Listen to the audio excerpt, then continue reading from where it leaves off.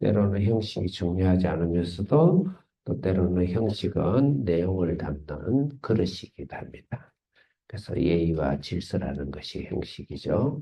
그게 이제 중요하죠. 그래서 우리가 이렇게 순환절, 부활절을 지키는 거, 기념일 예수님의 죽으심을 기념을 지킨다는 것은 더더욱 소중합니다. 그리고 오늘이 이제 금요일 성금요일 예수님 십자가를 지시고 땅 속에서 무덤에서 3일 만에 계시고 그다음에 주일날 부활을 하십니다. 그러면은 어, 토요일이 유대인들이 그동안 정통적으로 안식, 예수님을 상징하는 거예요. 안식일은 안식일을 지켰는데 예수님의 안식이 주인인 예수님이 부활하신 주일로 안식일을 옮겨주고 예배를 드리고 모든 안식을 완성하신 예수님이 부활하신 그 주일을 안식일로 예배를 드리는 건 너무너무 타당하고 당연한 것입니다. 성경적으로. 그래서 그런 의미가 있다. 그렇게 생각하고, 23장은 십자가를 지신 예수님이에요. 십자가를 지신 예수님이고, 22장은 예수님의 떡과 예수님의 살과 피를 주심으로써 예수님이 우리를 구원하신 구원의 완성, 교회의 시작으로 보면 좋겠어요. 그 다음에 그 교회에서 가장 중심, 가장 핵심, 가장 컨텐츠, 가장 교회가 교회되는 것은 바로 예수님이 우리 죄를 위해서 죽으신 십자가를 말하는 것이죠. 그래서 오늘은 십자가, 23장은 십자가를 이야기한 것입니다. 23장을 읽을 때 우리가 중요한 세 가지 질문을 해야 되는데, 예수님 왜 십자가를 지셨는가? 그것을 23장 통해 특히 또 오늘 말씀을 통해 묵상하고, 23장을 읽을 때 또 두 번째로는 누가 예수님을 십자가 못 박았는가? 빌라도인가? 어저께 우리 묵상했죠. 세상 속의 빌라도 같은 세상의 영광이 헤롯 안티파 같은 쾌락적인 신앙에 또 예수 없이 종교와 신앙과 자리를 잡고 있고 에고를 강화시킨 대제사장들, 그 다음에 자기 죄를 고백하지 않고 남에게 핑계하는 죄를 고백하지 않는 백성들이 제가 예수님이 십자가를 못 박았다. 오늘은 누가 십자가에 가까이 있는가를 생각해요. 누가 십자가 가까이 오늘 보면 눈을 씻고 봐도 제자들 하나도 없어요. 누가 있는가? 못 모르고 아무것도 모르고 철없고 아무 생각 없고 그렇지만 우리를 붙들어서 우리를 강제로 십자가에 매달아 우리 옆에서 가까이 계서 구원케 하는 하나님의 낮은 자, 작은 자를 구원하시 오신 예수님 우리의 묵상해 볼 수 있겠다. 자, 20,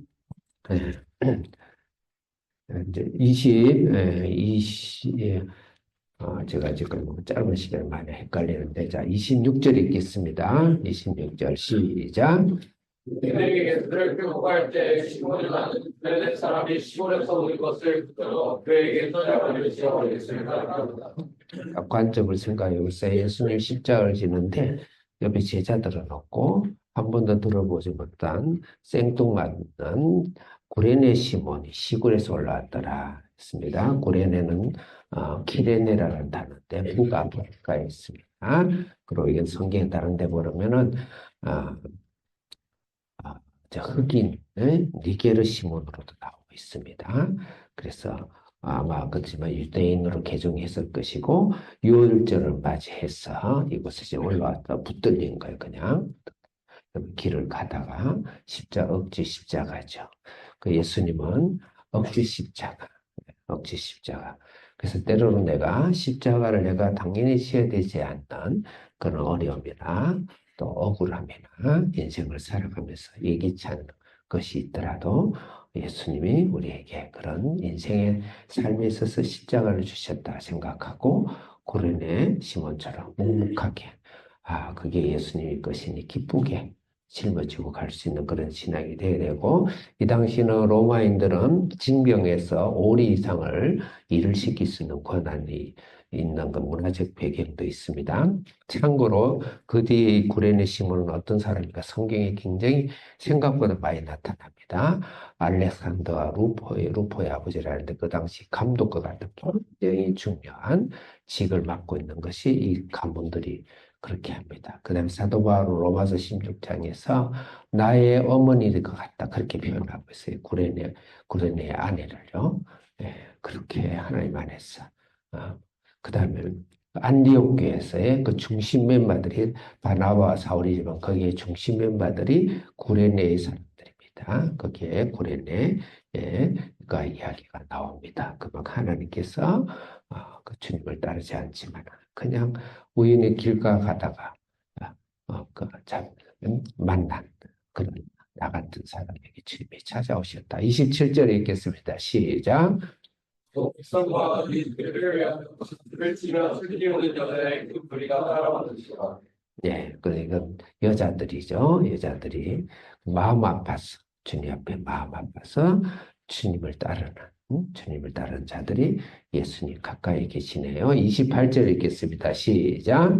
예수께서 돌이켜 그들을 향하여 이르시되 예루살렘에 살들아 너를 위하여 훌륭하고 너희와 너희 자녀를 위하여 네, 죄에 대한 심판을 이야기하고 있어. 29절 시작.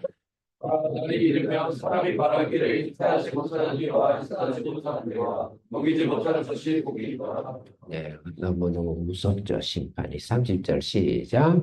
그때 이 사람들에 대하여 우리 위에 그것이라 하며 작은 사람들에 대하여 우리를 덮으리라.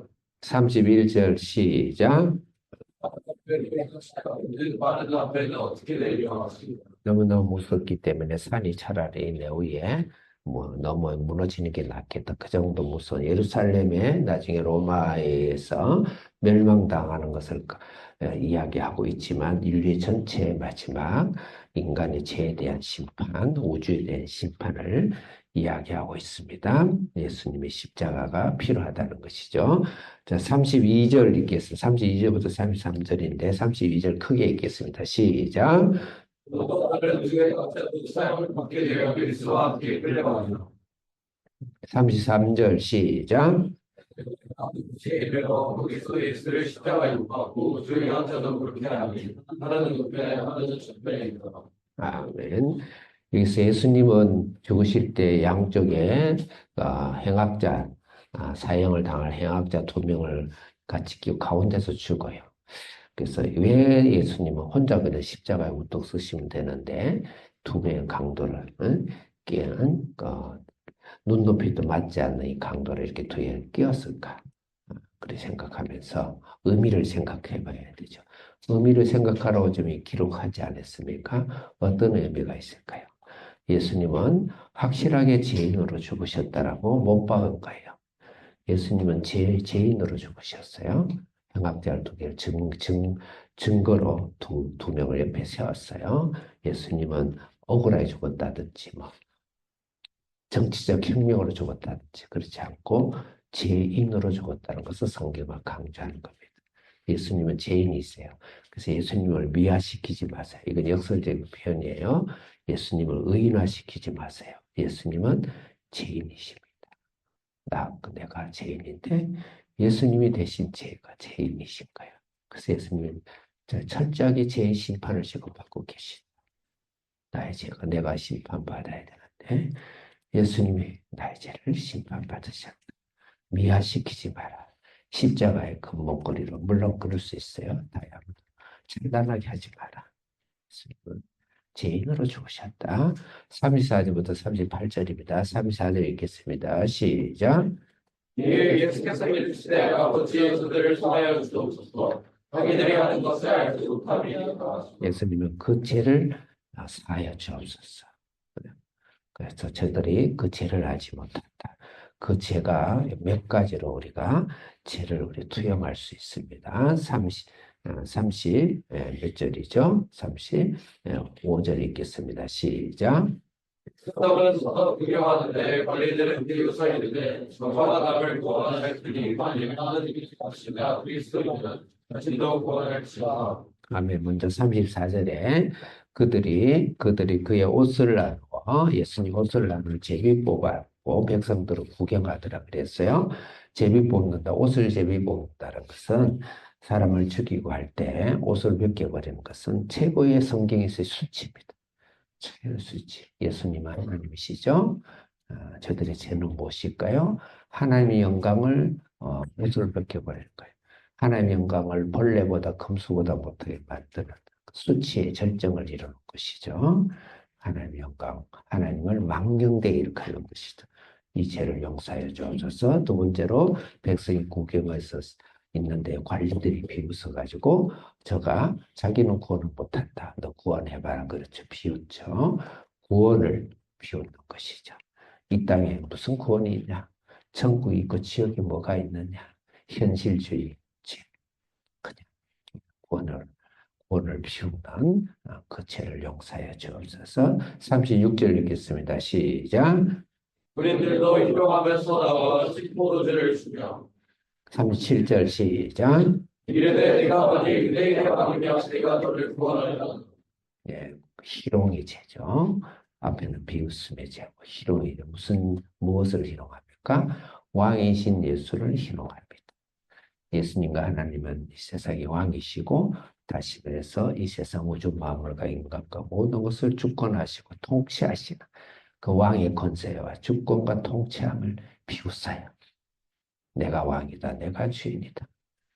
그 죄들을 어떻게 다 갚았지? 예수님 저들의 죄를 용서하여 주옵소서. 저들이 자기들이 하는 것을 알지 못하니 그런 죄를 예수님이 내 속에 있는 그런 죄를 인간의 죄를 주님이 십자가를 지시고 용서하시면서 주님 죽으셨다. 마지막으로 구원의 약속입니다. 39절 크게 읽겠습니다. 시작. 내 각자 주 하나님 영광을 이르되 우리가 그리스도가 아니냐 너와 우리를 구원하라. 네, 네 번째 거기 죄가 있는데 행악자의 빚. 그러니까 구원하라 이거는 제3 자기 죄에 대해서 죄의 값을 말하는 것이죠. 행악자가 구원의 말은 자기의 죄를 뉘우치지 않고 자기 죄를 고백하지 않고 자기 죄를 하는 용서하여 주옵소서.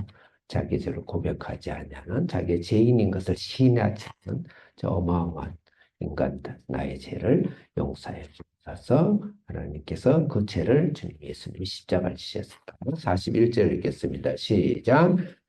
이는 우리가 행한 일에 상당한 복을 받은 것이니 이게 행하는 것과 이런 것을 의지하는 것이 없느니라. 42절 시작. 이들의 정신의 나라에 임하실 때 나를 구원하라. 제일 중요한 거 43절이에요. 오늘 주제일 것 같아요. 43절 시작. 예수께서 이르시되 내가 진실로 내게 이르노니 오늘 내가 이 험악한 죄. 마지막에 호흡의 끝에 서 있는 이 다시 한번 기회가 있을 수도 없는 이 죄인이 내가 나와 함께 나가네 있다. 즉각적인 구원이죠. 즉각적인 구원이죠. 예수님 나를 구원하셨습니다. 기도하겠습니다. 살아계신 우리 하나님 아버지 감사합니다.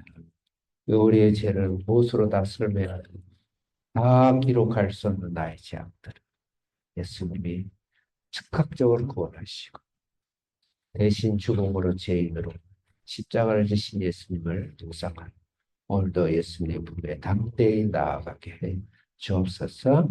예수님의 이름으로 기도합니다. 아멘.